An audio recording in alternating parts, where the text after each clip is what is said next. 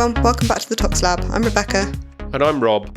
This week, we're going to be asking a question. If I regularly drink a bottle of wine a night for 10 years, and then I take diazepam, does the diazepam do anything? It's a good question. Or, if we reverse that, what if I take diazepam once a day for 10 years, and then I drink a bottle of wine?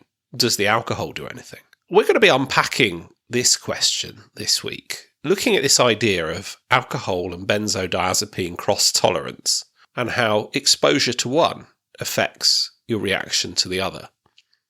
Now, we do have to give a shout out this week. This was a suggestion by Jennifer Harmon, who wrote into us some time ago now, asking us to cover this topic. So before we dive too hard into alcohol and benzos, I thought we could consider, firstly, what is tolerance in general, and also explore this idea of cross-tolerance in a little bit more general terms. So what is tolerance? Tolerance is essentially the reduction in effect that you get when you're exposed to a drug over a period of time. And I don't know about you, I suppose I have got a pharmacology background and I think about these things. To me, it feels quite innate, but I don't think it is necessarily something people actually think about. Yeah. Because I had to explain this topic to a friend of mine recently. She's had ongoing issues with her knee. She was put on tramadol. It helped for a while. After a while, the tramadol wasn't helping. So I said, what happened? And she said, well, I actually took myself off the tramadol. And I said, well, it might work now. Yeah. You know, she's had weeks without the tramadol. She somehow came off them relatively easily, apparently. But it's this effect that when you're exposed to a drug, the effect of that drug decreases. Now, cross-tolerance is where you're not exposed to the drug that you're tolerant to, but you're exposed to something else and it has a decreasing effect on other similar drugs. So I thought we could look at some cross-tolerance topics and see whether, just based on feeling, whether you think you're going to see cross-tolerance or not. Okay. So, LSD and magic mushrooms. I think so, yeah. Yeah? So if you regularly take LSD, you then take magic mushrooms, you're probably going to get a blunted effect. And it's because the serotonin receptors, in particular the 5-HT2A receptor, you get down-regulation and therefore less of an effect. Yeah. Fine. How about alcohol and cannabis? Both cause sedating effects, both lead to relaxation. I think not. Correct. Yeah, correct. Although they have similar effects, they work through very different pathways, and you're right, no cross-tolerance. What about nicotine and caffeine? Classic Italian breakfast, a double espresso and a cigarette. Cross-tolerance there?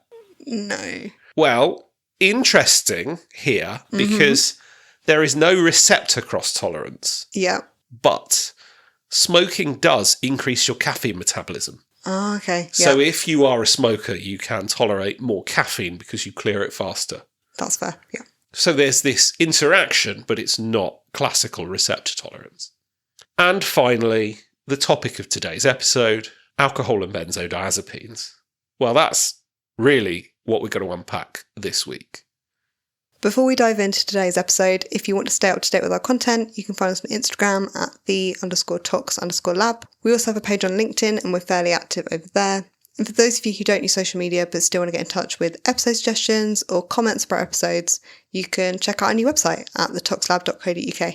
So let's look at that first question. If somebody is a regular user of alcohol, where do benzos fit into this pathway? So benzodiazepines are used to treat alcohol withdrawal. So according to the DSM-5, alcohol withdrawal syndrome is characterised by the reduction or cessation of prolonged heavy alcohol use along with at least two of the following symptoms, and this includes autonomic hyperactivity, tremors, insomnia, nausea, hallucinations, psychomotor agitation, anxiety, seizures, or drinking to relieve these symptoms. And there are 4 distinct clinical alcohol withdrawal syndromes, so you can get uncomplicated withdrawal, which manifests as tremors, nervousness, irritability. You can get withdrawal seizures, which typically occur within 12 hours after the last drink, peaking at around 12 to 24 hours later, and manifest as generalised motor seizures. You can get alcoholic hallucinosis, which can appear as early as 8 hours after the last drink, and this manifests as visual misperceptions and tactile hallucinations. And then the final one is delirium tremens, which we discussed a little while back in episode 69, if you want to go and hear more about that.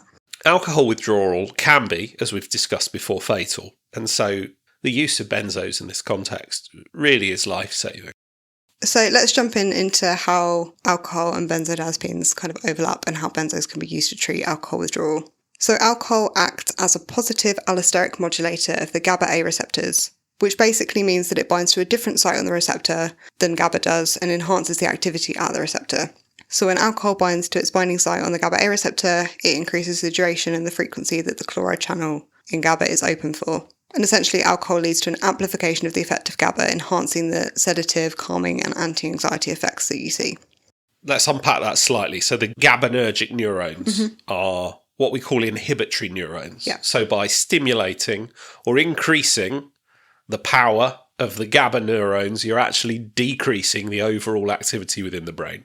And the excitatory counterpart of GABA is glutamate, which acts on the NMDA receptors in the brain. And GABA and glutamate work together to kind of balance neurotransmission. And when alcohol is used chronically, there is a downregulation in the GABA-A receptors to counteract this increase in the activity. And there is an increase in glutamate levels and an upregulation of the NMDA receptors to help balance out alcohol's effects on the GABA-A receptor. And this overall contributes to the development of alcohol tolerance.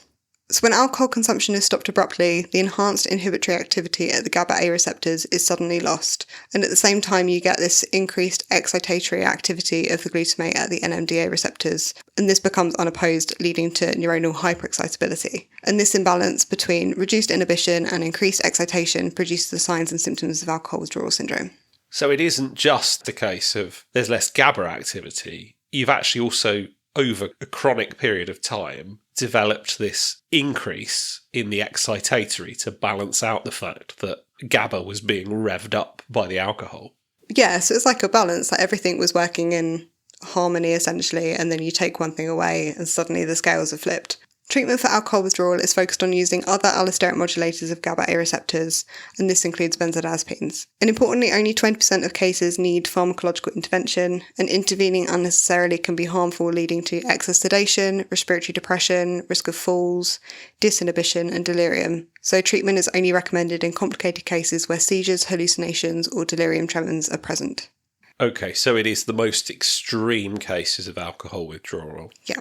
So why are benzos used? So benzos also act as an allosteric modulator of the GABA-A receptor and are thought to restore the balance between the inhibitory and excitatory neurotransmitters by once again increasing the activity at the GABA-A receptor and helping to control that excitation.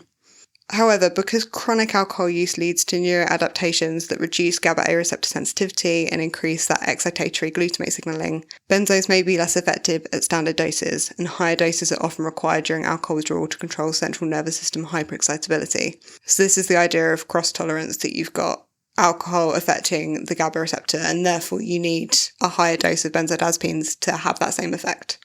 So someone who is regularly drinking, they've already downregulated their GABA-A, and therefore you bring benzos along, they will need more benzo to counteract the fact that they are already tolerant to the alcohol. Yep, exactly.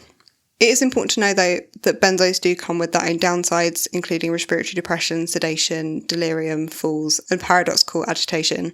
And it's important to choose the right benzodiazepine in these sorts of cases. So long-acting benzos such as diazepam and chlordiazepoxide are metabolized in the liver via cytochrome P450 enzymes and produce active metabolites. So in severe hepatic impairment, which you might get in someone who's chronically using alcohol, you get reduced oxidative metabolism, which can lead to drug accumulation, prolonged sedation, and an increased risk of toxicity. So often in these situations, lorazepam is favoured. It's primarily metabolized via phase 2 glucuronidation and does not produce active metabolites, making it often a safer option in patients with significant hepatic dysfunction. And that makes sense, doesn't it? I mean, drugs like diazepam hang around for a very long time. Got lots of active metabolites downstream, can produce an effect for quite a bit longer than the original diazepam's detectable in the blood. Yeah. And you suddenly give that to somebody who's got pretty much no liver reserve. So it does appear that chronically using alcohol does give you a degree of tolerance to benzodiazepines, but do long-term benzodiazepines offer the same cross-tolerance with alcohol? And that was the question, wasn't it? We know that benzos are used to treat alcohol, and we know that that can affect the dose. But does it work the other way? If somebody regularly takes benzos, what does a bottle of wine do, for example? So benzodiazepines bind to a different site to ethanol on the GABA-A receptor, leading to an increase in the frequency of which the chloride channel is open for. And with long-term benzodiazepine use, proposed mechanisms of tolerance include GABA-A receptor uncoupling, which reduces the functional enhancement of GABA-A signalling, and this can involve lots of different things, including receptor phosphorylation, altered trafficking at the receptor, changes in subunit composition, among many others. Additional adaptations include alterations in GABA-A receptor subunit expression rather than simple receptor downregulation, as well as that compensatory increase that includes glutamatergic signalling. And because both benzodiazepines and alcohol enhance the inhibitory signalling at the GABA-A receptor, benzodiazepine tolerance may confer partial cross-tolerance to alcohol's sedative, anxiolytic, and some of the psychomotor effects in relation to its action at the GABA-A receptor. The issue is alcohol acts on a number of different neurotransmitter systems beyond GABA-A. So this includes inhibition of the NMDA receptor function, modulation of glycine and serotonin receptors, effects on nicotinic acetylcholine receptors, and indirect effects on dopaminergic reward pathways, among many others. There's an absolutely massive list of the different ways in alcohol can affect those sorts of pathways. So in other words, alcohol tolerance is not confined to just the GABA pathway. Yep. It actually hits a whole host of other receptors and does a whole host of other things, whereas benzodiazepines are a lot more specific. And so these additional actions contribute to NMDA-related cognitive impairment, increased dopaminergic signalling underlying reward and euphoria, cerebral dysfunction leading to ataxia, and widespread cortical network suppression resulting in disinhibition.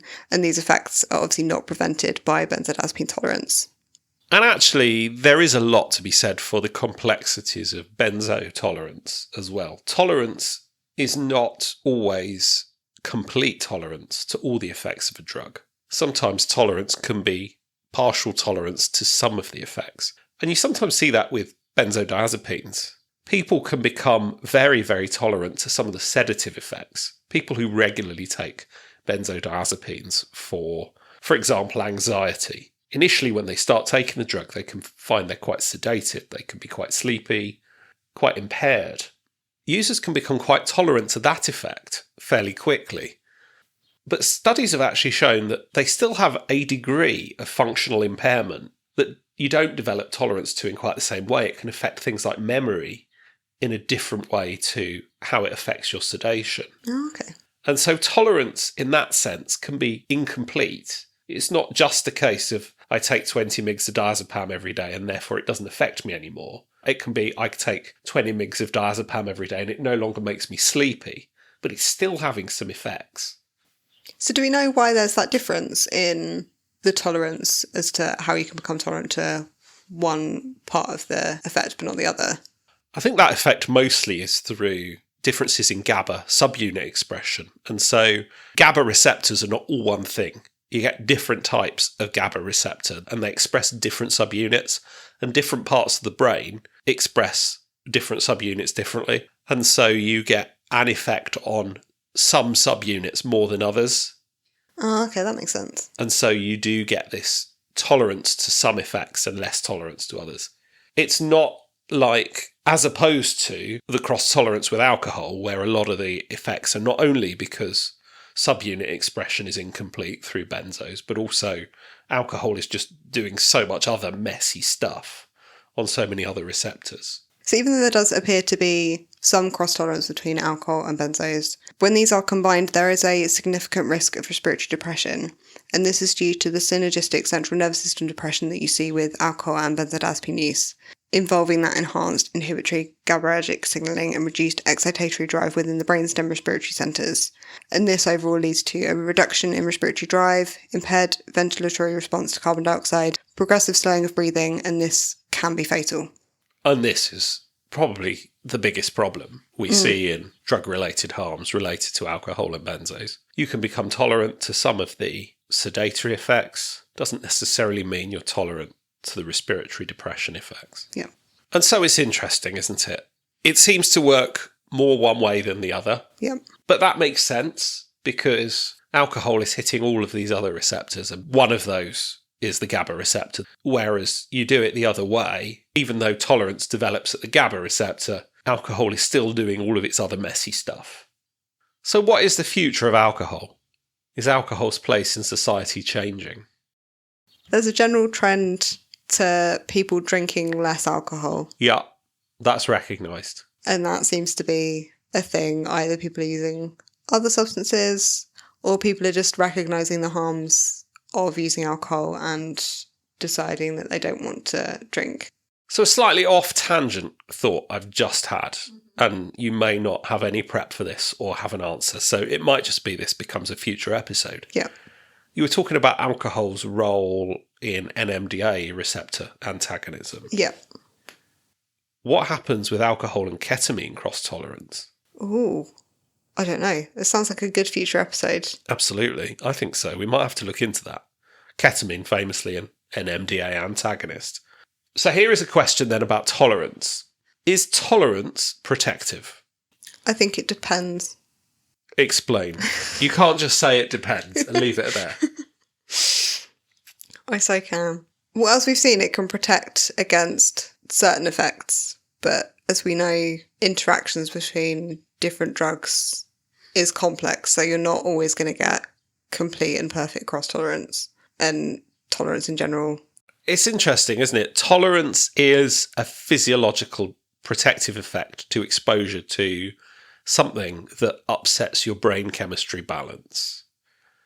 And the brain tries to address that and effectively bring itself as close as it can to normal. The trouble is that tolerance often brings with it either reductions in medication effectiveness or dose escalation. And because of the fact that tolerance is often partial, actually it can increase your risk of complications such as respiratory depression. Yeah. We sometimes see this with opioids. As people's tolerance grows, yes, their respiratory depression ceiling grows with it, but it doesn't always grow at the same rate. And so that difference between in inverted commas, recreational dose and a dose that would lead to significant respiratory depression actually narrows in people who are more tolerant. Another question I have for you, and this is less of a thing now, actually. So I'm going to be saying this as an older person speaking to a younger person. Yeah. Is having a high alcohol tolerance something to be proud of? Because, I don't know, for me, culturally, when I was in my 20s, it was a bit of a brag. I think at least when I was at uni, it still was a brag. If you could handle your drink and a significant amount of alcohol, you did kind of have bragging rights a little bit. Which is, when you say it out loud, just makes no sense, I think it's just that, uni, college culture. Yeah. Yeah, definitely. This whole alcohol culture. And perhaps this is why the younger generation are now rejecting it. Okay, here's a controversial question. Do we over-medicalise anxiety, but under-medicalise alcohol? By that I mean, if somebody has functional anxiety and needs diazepam to function, we think, hold on a minute, doctor, you shouldn't be handing out this much diazepam. On the other hand, if someone is functionally otherwise holding down a job and living a normal life, but drinks a bottle of wine a night, society just sort of treats that as normal, right?